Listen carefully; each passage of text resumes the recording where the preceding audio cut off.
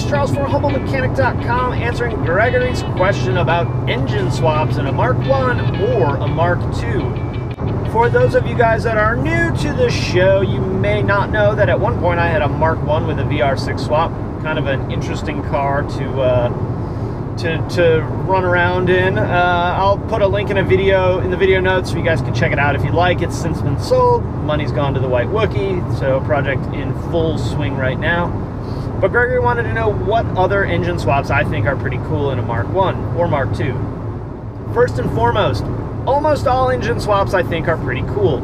I have a little bit more of a purist, maybe bent than a lot of people will, but look, if you got a car and you want to put an engine in it, slap that puppy in there and rock and roll. It's all cool, right?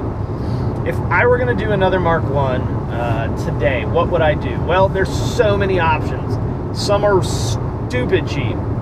Putting an ABA in it is stupid cheap. Then there's the crazy expensive ones. And the VR wasn't the cheapest engine swap out there to do. If money were not an option, what would I do? Well, I think right now, at this exact moment, I would probably be looking at doing there was a Saturn that just drove by the other way with the hood like bungee strapped down, so it's up about this far.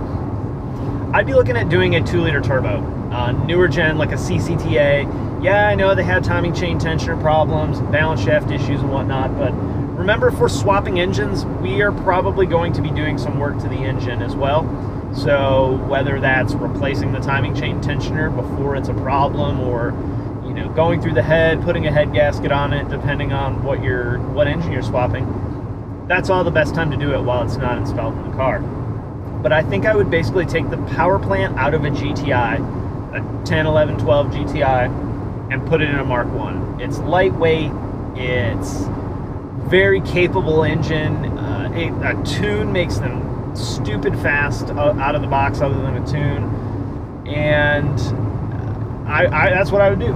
Of course, there's some hiccups to that with programming, ECMing and whatnot, and immobilizer deleting, but there's companies out there that can do that kind of stuff. I think right now for me that might be one of the coolest engines to do. That said, the 1.4 is a very interesting swap to me. I don't think in the US that's a feasible option right now, just because there's so few out there, and to buy one at this point in time would probably be rather expensive. But I really like the small displacement engine in that car. That means it's going to be a smaller engine, a turbocharger on it, that to go in that car. So it should be an interesting engine swap. But if we're somewhere in the middle, right, we don't want to go dirt cheap, or maybe we just don't want to go gas engine, man, for me, an ALH or even a Pompadour, which they have their fair share of problems too. Pompadour engine, a common rail, is pretty damn awesome. I think if I were going to do it legit, like if I legit got a Mark 1 and wanted to do a swap, I'd probably do a diesel swap in it. ALH is probably the way I'd go because it's the engine I'm most familiar with. That would pretty much go in without too much headache.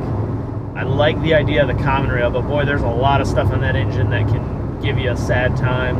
I like the Pompadour a lot, but I think they're still pretty pricey.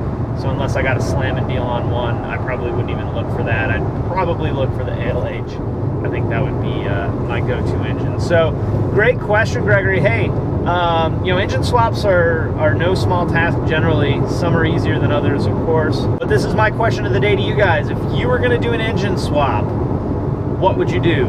Car doesn't matter, engine doesn't matter, but you got to make it work. What do you think is the coolest engine swap that people are doing right now, or that you would want to do? What would be your dream engine swap? Hey, if you guys have a question for me, email me, charles@humblemechanic.com. Put question for Charles in the subject. Put the question at the top. Mash the enter button a few times. Give me the details. That really does help me filter through the questions and do a better job of answering your question for you guys. And it's not to beat you guys up or anything, it just helps me out a lot, which then lets me help you guys out a lot. So if you guys have any questions or comments, post it in the comment section. Hey, if you like the video, throw it a thumbs up on YouTube. I always appreciate that. You can also subscribe, of course, on YouTube or on the blog at humblemechanic.com. Follow me on all the normal social media jobbies. Links are down in the video description if you just want to hit the link down below. All right, guys, thanks for watching, and I will see you next time. Believe it or not, there is no beer of the day or drink of the day right now. I've just been in this car for about 4 hours, and I'm pretty much over it at this point in time. So a little unfocused on wrapping the video up, but hey, I appreciate you guys sticking with me and watching it all the way to the end.